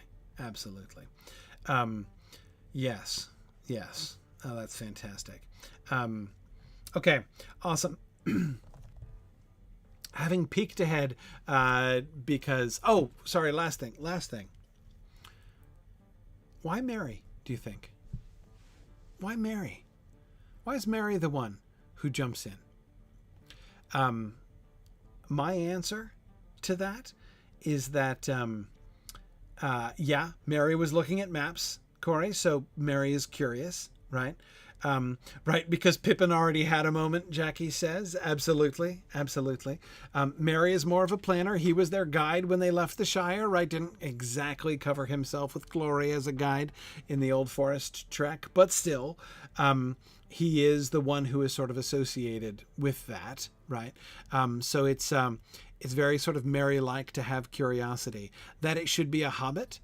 Think about the difference in the force of this question, that it's Mary and not Boromir, for instance, right? If Boromir had been saying yes, and where then, it would have sounded much more ominous, much more of a challenge to Gandalf, right? When it's Mary, it's curiosity, right? Understandable and relevant to his character, curiosity, right? It's also very sort of fitting to the frame. It's always the hobbits that kind of speak for us in some ways, right? We as readers want to ask Gandalf that, right? And not necessarily in the tone that Boromir would ask it, or even Legolas might ask it or something. But I think that, we can all, relate to the game. It puts it into this frame of, I don't know what, wholesome curiosity, I want to say, right? Yes. And where then, right? Don't stop now. I want to know what's coming. And so Mary, it's Mary who says it for us. The hobbits, our representatives. They're our frame for this and for the entire story, right? It would really change it They are the audience surrogate. Absolutely. Absolutely. Um, yeah. Yeah. Um, Absolutely. A further definition of Merry versus Pippin? Yes. Yes, exactly. Um, uh, we can see the difference in their characters. We're going to get a lot of chance to get to know Frodo and Sam, and we already have had some chances to get to know Frodo and Sam. Merry and Pippin still need a little bit of distinguishing, right? By the way, little side note. Little side note, and then I'll stop. I promise. Notice how differently Tolkien is handling the company compared to how he handled Thorin and company in The Hobbit. Right? In both cases, we have large groups. Now, it's true it was larger, right? We had 14 instead of 9, so it was a larger group of characters in The Hobbit. But notice how in The Hobbit there is very little attempt. Yeah, Valor, you're thinking exactly the same direction I am here. There's very little attempt to distinguish among the dwarves.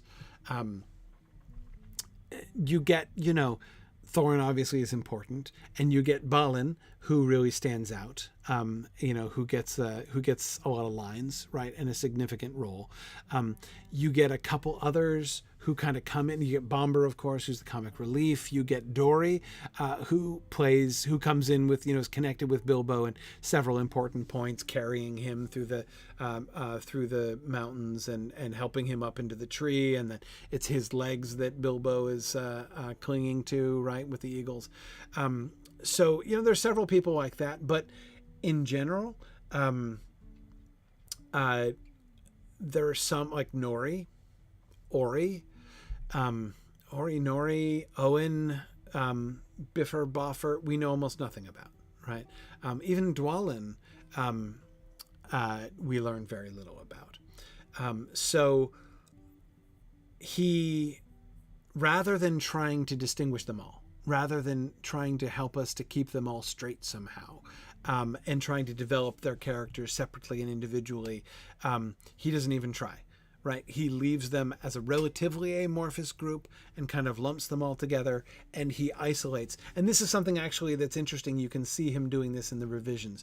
If you read The History of the Hobbit, edited by John Ratliff, you can see as the Hobbit drafts go on, he takes lines that were, his first impulse was to kind of distribute lines to give people more roles, right? But he actually consolidates them as he revises so that fewer and fewer dwarves have speaking roles, because he seemed to realize, or again, at least to decide, it's going to be easier if there's really only a few you actually have to keep track of and the rest of them are kind of filler.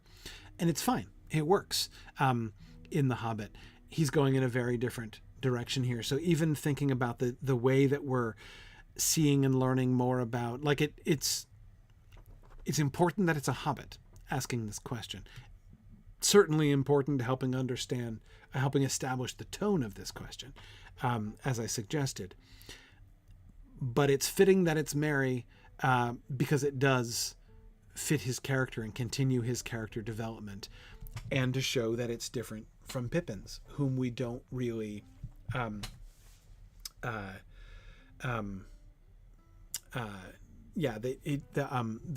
don't really,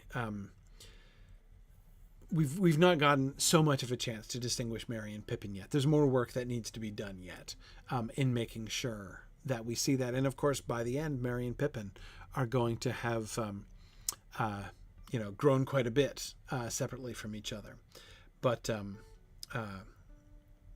anyway.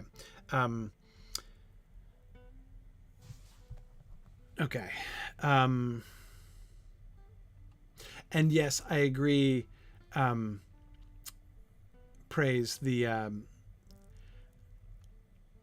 I figured that in the Hobbit films, they were going to attempt to distinguish them and make them all unique and so that we could all learn them separately. But yeah, it's hard, and it was not perfectly successful, right? In the Hobbit films, but yeah. Yep. Okay. And yes, you're right, Trifle, that of course in The Hobbit they don't split up, right? So we're going to get a chance to get to know each one of the characters much more closely, because Frodo and Sam are never going to be apart, and Legolas and Gimli are never going to be apart, or never apart from Aragorn, actually, right? Aragorn and Legolas and Gimli are going to be a team all the way through to the end. Aragorn is a little bit different because we've already traveled with him separately, right? But so Frodo and Sam, Legolas and Gimli are going to be like units, right? But everybody else is going to be separated out. And so that certainly is going to change the dynamics of things here. But again, I do think that already here we can see him beginning to make this movement. Oh, yeah, no, you're right, Musical. Battle of Helm's Deep. We will get a brief separation, right? It's very brief, but there will be a brief separation of Legolas and Gimli in the Battle of Helm's Deep. It's true.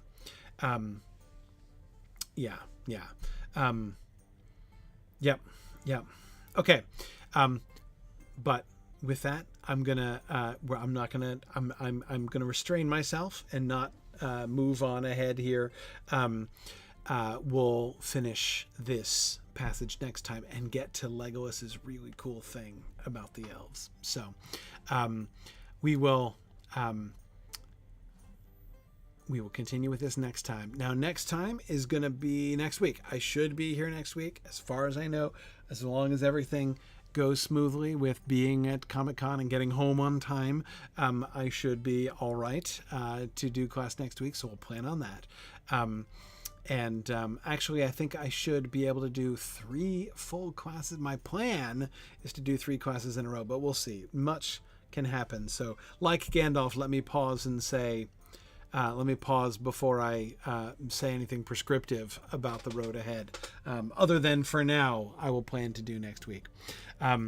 Awesome. Thank you. Rowan, so glad you could make it with us. We had, I think, 4 or 5 people who caught up with us and were attending live for the first time, which is awesome. That's really cool.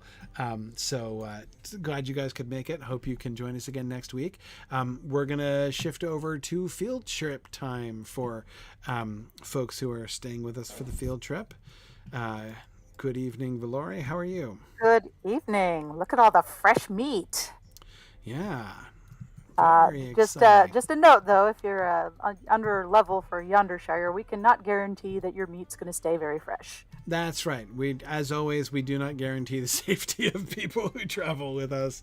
But then again, the Yondershire has not seemed extraordinarily perilous in the explorations that we've done. So moderately perilous. Mm-hmm. Semi-dangerous. Yeah. JJ warns those boffins can be brutal on the underlevel. That's true. Boy, howdy. Well, it's more cutting remarks than anything. Right. That would be one really weird thing. I mean, as it is, it's already pretty weird when like the deer, like the does chase after you, to pursue you when you're under level. If the NPCs did, that would be really bizarre. So I think with Lothlorien. Yeah, exactly. Right. That's a special. That was a shock. Yeah. The first time the Galothrim mowed you down, I never had that. The Galothrim were over their malevolent phase by the time I got to Lothlorien in the game. So. But I'm also a Lothlorien elf. I'm sitting there going, it's like, hi, Chuck, it's me. Betrayed. I've been betrayed. Come on, our moms play bridge together. I took your sister to prom. Right. Is that what right.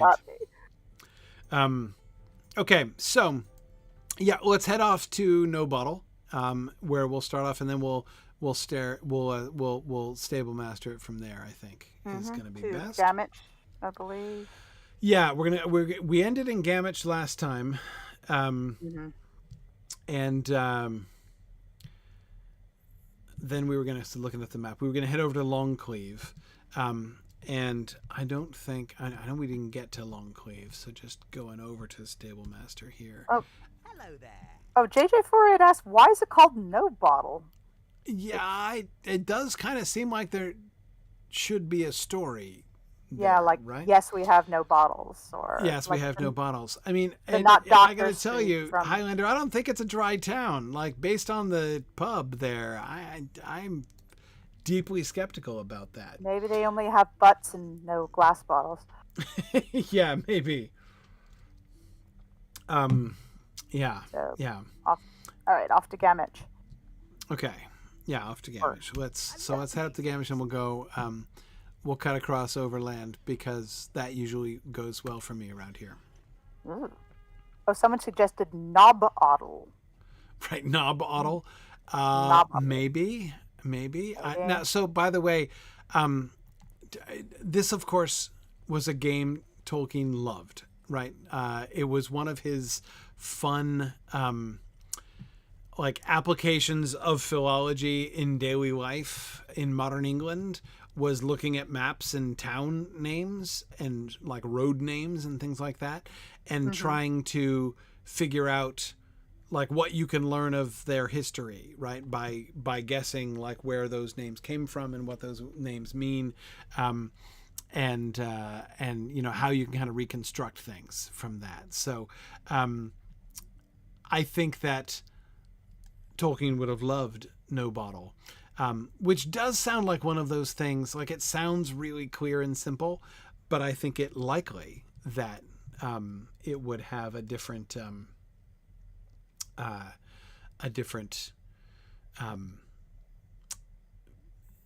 like a false like cognate derivation. kind of Yeah, thing? yeah. Like That it in exactly. old Hobbitla, the bottle means something else or something. Right, or exactly. Exactly. Or something. Yeah, Yes, okay. I dig it. Yeah, I think that seems likely. There is a hard bottle. Exactly. Yeah. So the bottle ending probably doesn't actually have anything to do with, you know, glass vessels containing liquid, right? I don't know what. But I think but I do like the name for this reason. Because I do think that it is Okay, so promising. those of you who are good on Sindarin, start thinking about words it could be for Sindarin. Those who are good at Old English, start thinking about Old English. I'd love to hear some theories. Yeah, it would be fun. Okay, so we're going to head over to Long Cleeve from here. So I think we can just, shall we cut cross country? See some of the land? Yeah. Fall off some bridges. We'll see what happens here. So we did get to look around Gamage at the end of last time. So Yep. we don't need to explore here, but let's head. All the willows. Yes. Very wet lands here. Okay. So we're going to vaguely head east here. Whoa. Really mountainous terrain, that's pretty stony looking stuff. I think we're in a wolf den. Ooh, So yes, this does not look safe at all. Is that a corpse? For our level up there? 6s. Yes, it Yeah, is a corpse. couple corpses. That's a bandit corpse, though. Bandit corpses. That's at least nice. So these are just wolves, not wargs down there. So we've got, this is a... Well, wolves are bad enough. Yeah, little secret wolf Not to be den tolerated there. in the Shire. That's not so great. Yeah. Should we head north or south? Let's head north, right? Yeah, I think we have to go around this rock. Because I think it likely to be better, but... Yeah, I think we have to go up and around this rock here. Let's see. Uh-oh. I'm finding a dead end. Waterfall. Yeah, waterfall. That's the one you fell off of. That's the when I jumped down. Yeah, because see I up remember there, that waterfall. we're looking at the ruins, the edges of the ruins of Ostlagaroth up there. Yeah. Yeah, so I think this is a dead end this way. You can climb up the steep hill, though. We can climb up this way? Oh, yeah. It looks a bit like Overhill. Some of the woodlands over there. Can we get all the way through? I don't know. Looks a bit boxed in here, but Hang on, maybe around the corner here. maybe if we follow it up, yeah. Past this bear. Okay. Oh, there we go. Yep. Oh, there. All right. That was promising. All right. Yep. Promising. Okay. All right. So now we're up on the moors up here. So that looks good. Dense grassland up here. This is looking a bit like Lone Lands.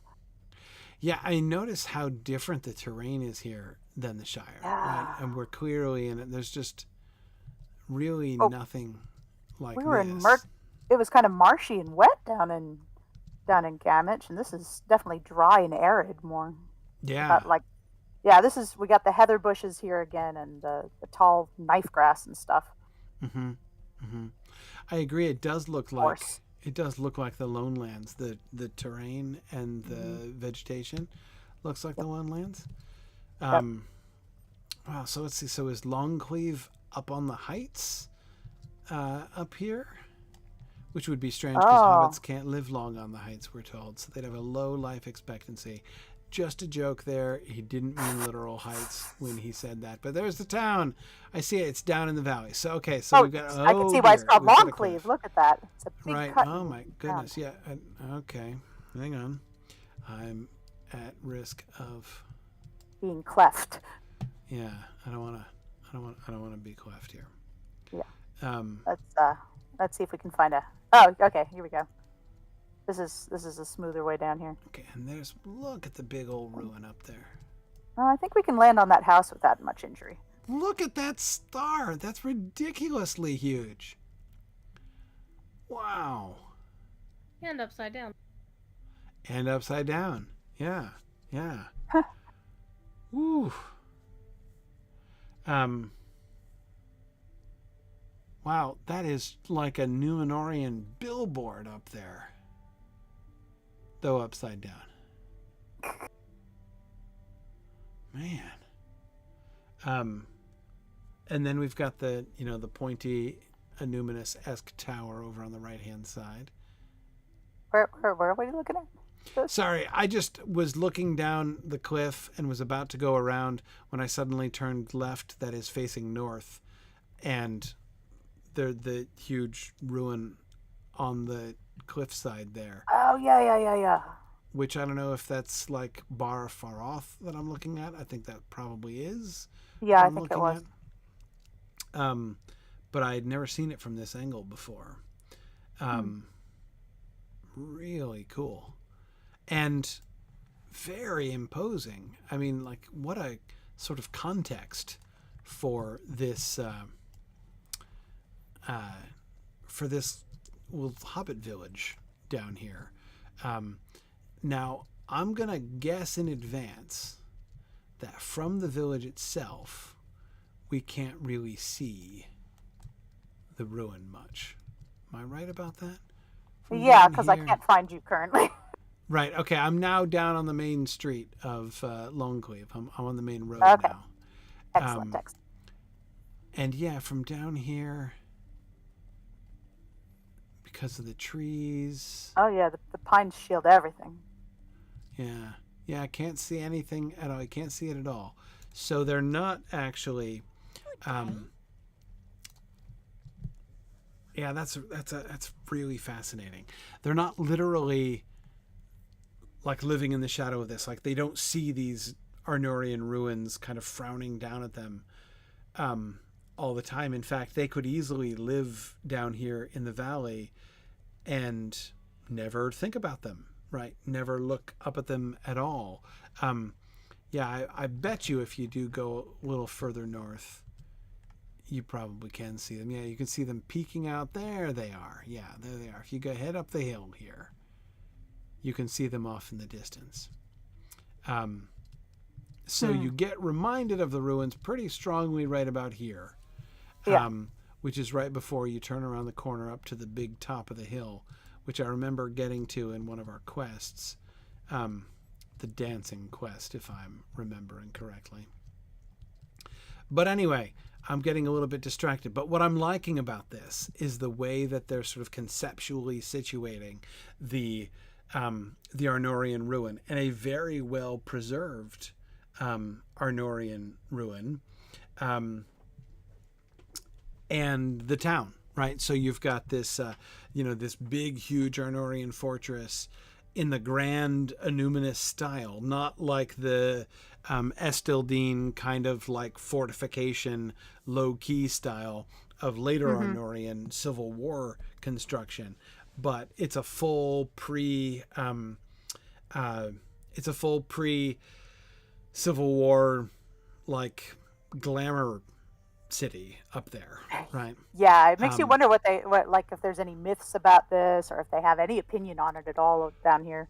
Yeah, but of course, like growing up in the shadow of Arnor is just what the Shire was, right? I mean, Arnor was still there when the Shire was settled. Yeah, it's kind of a microcosm, isn't it?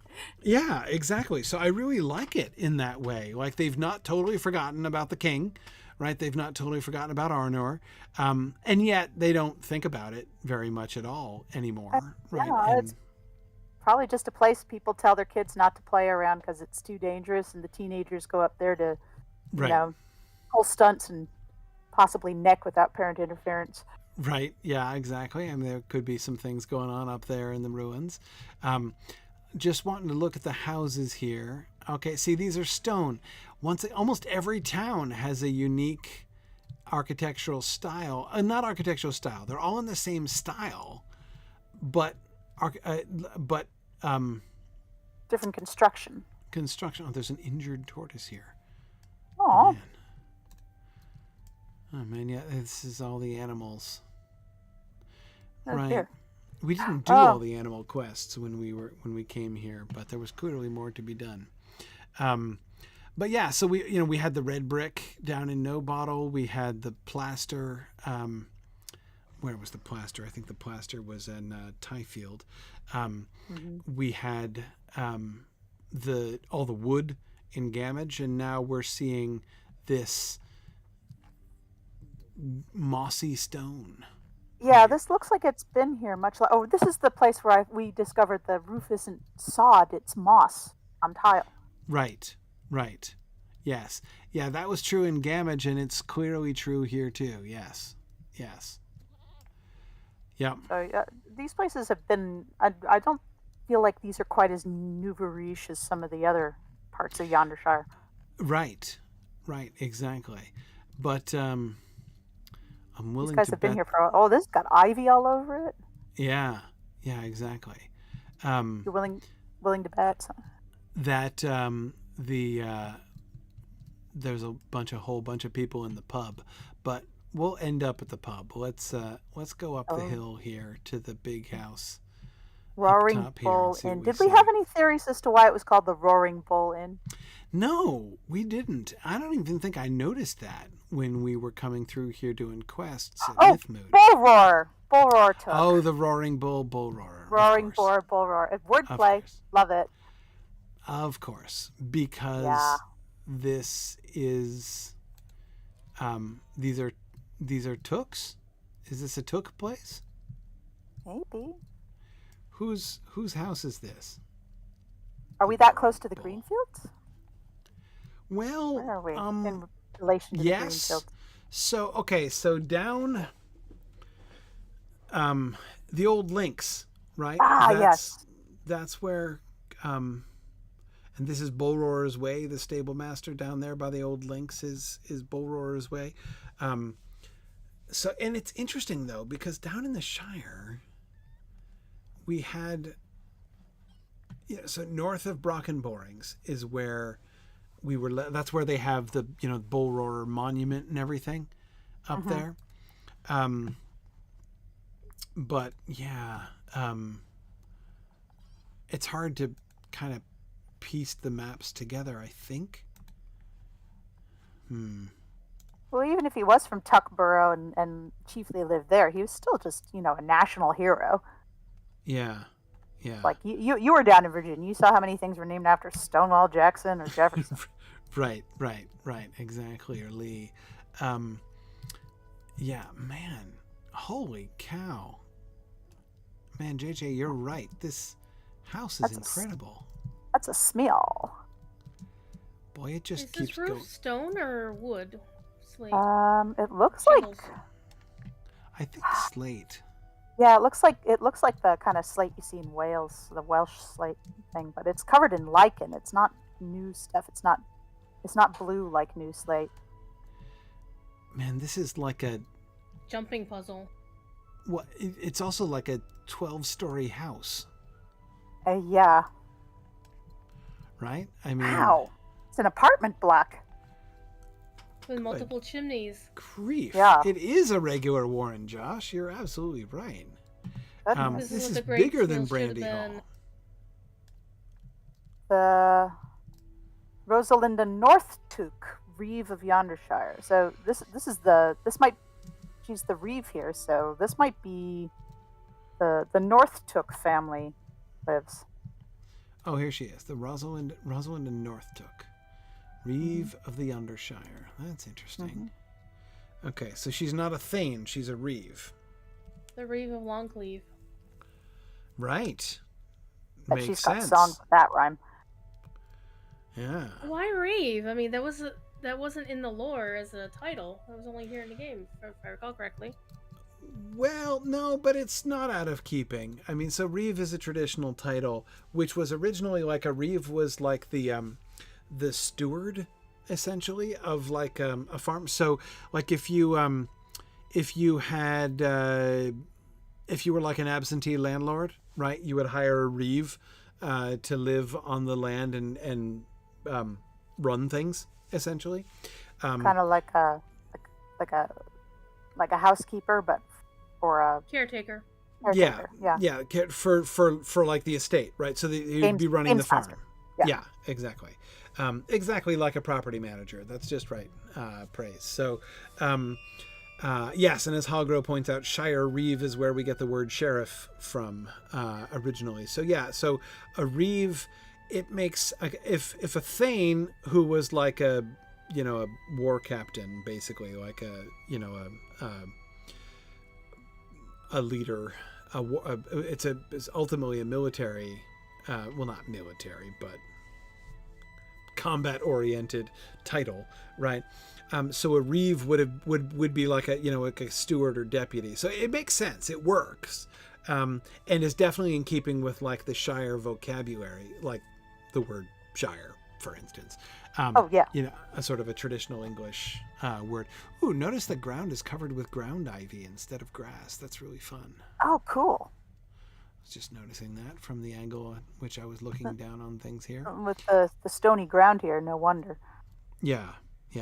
And you can see, I mean, there is a lot, even apart from like the cliffs surrounding the place. Just as Gamage is in the middle of the woods and everything is made out of wood because that's what they've got. Here, so much stone. Well, with the pines and the pine needles and the darkness from the pines, you wouldn't get a lot of ground cover either. Right, exactly. It would be hostile to grass. What are the red flowers? They look like poppies. Bit. They do a bit. Yeah, the bright red ones, not the like magenta ones, but the bright red. Yeah, they're kind of new. Yeah, the blue look like cornflowers a little bit. Mm-hmm.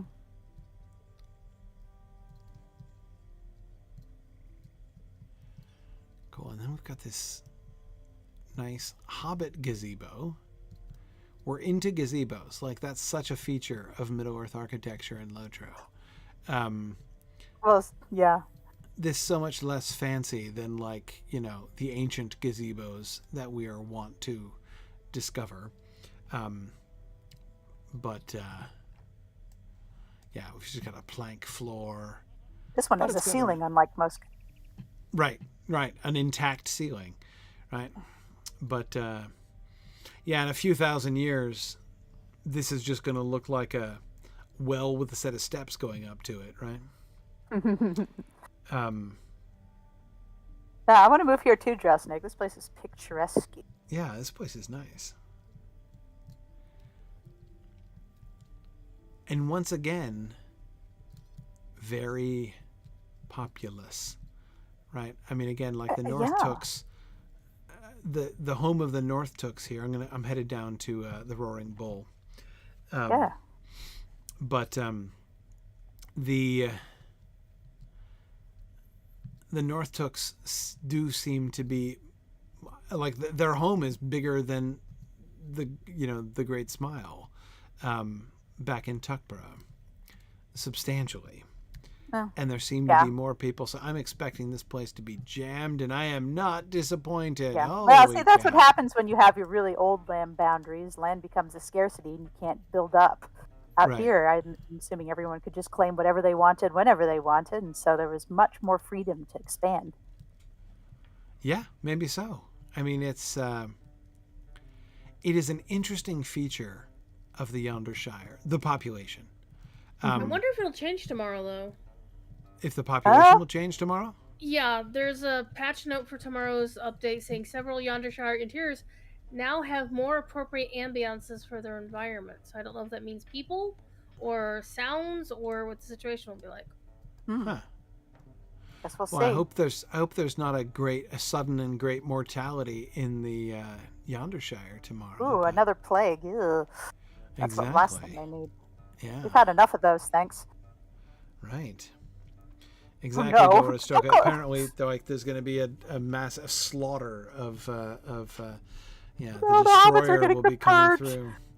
Yeah, a little. Come on, so the hobbits. Like I don't know if they can. It's going to do them any good to like paint some blood on the lintel of the doors here or something, and Yeah. hope that they're spared. But Drink up, guys. yeah. Oh, the mounted goblin head. Yeah, would you look at that? I Yeah. saw the stuffed bull behind the bar, which is fun. There's a pair But of yeah, golf clubs on the wall near that.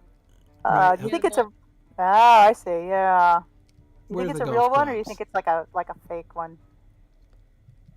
Because remember, most you think these hobbits acknowledge the goblin threat, or you think they're like the Shire people going, that's not a real thing? it's too big. The goblin head.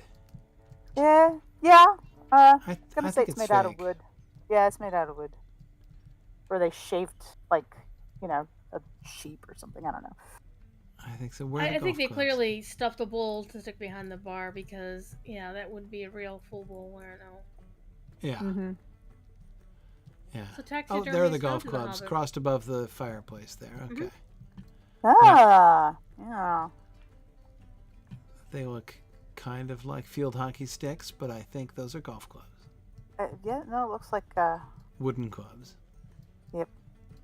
more polo than that. Yeah. That's If he true. could, well, and that's the big question. Did he lop the head off while mounted with a club? Because that would mean it was actually. I close to think so. I polo. mean, he was big enough that he could ride a horse. I think he did ride a horse. So the hobbits invented mounted golf. Yeah. Yeah. Interesting. Yeah. Very cool. Again, those are probably replicas. Probably. But I wonder if they want to retire out of Yondershire and move to the Shire where things have slowed down a bit. Well, I wonder. I mean, everybody seems happy. I mean, here things seem to be a little bit more mellow. We have fewer people singing and dancing here than we've Yeah. seen in some of the other towns. We can fix the dancing part. Right, I know we can. But it seems, I mean, like there's a guy actually asleep on the couch over there. But, everybody seems cheerful. Like there doesn't seem to be like an air of consternation here. It's pretty mellow. Mm-hmm. The Goblin Head room is quite. Yeah. Yeah. Only 58 hobbits in here. I don't think that should be Only prefaced with 58, word only. huh? Yeah. All right. Well, that's still a good crowd. Yeah, but the thing is, we don't have any farmers out here. That might be why the population's just so low in the Shire, because we have a lot of land and it's only being worked by small families. Huh. Yeah. Interesting. Well, that's it's a fascinating choice to me. The way that they've done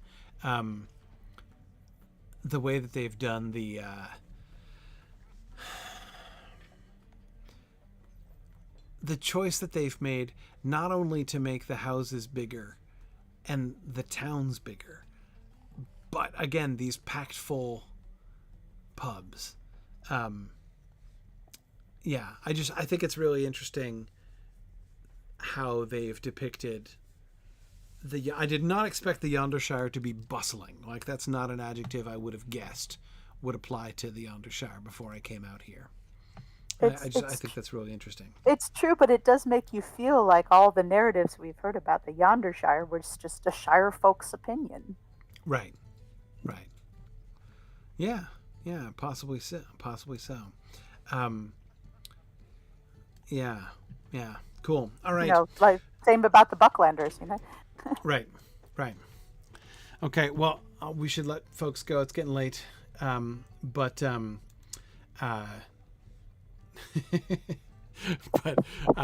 thanks everybody for joining us here. I think next we've got some ruins to see. Several ruins to see, at least 5 sets of ruins, really. Let's maybe next time we'll head out to the Old Links and then up to Tyrehad from there. Maybe we do the ruins from east to west here. Start at Tyrehad and then go through across, ending up in Hlungobel over there before we end. But yeah, okay, we got some ruins to look at, but we did some looking before at Mythmoot, so it might not take us that long to explore them all. But I'm sure we'll find something. Pretty soon we'll have to head back to Eregion because we're actually getting towards game terrain that we were saving for the narrative. So yep. All right. Yep. Thank you, everybody. Thanks for joining us, and I will plan and hope to see you guys again next week for more discussion and more field trips. So thanks, everybody. Good night now. Night. See you next week.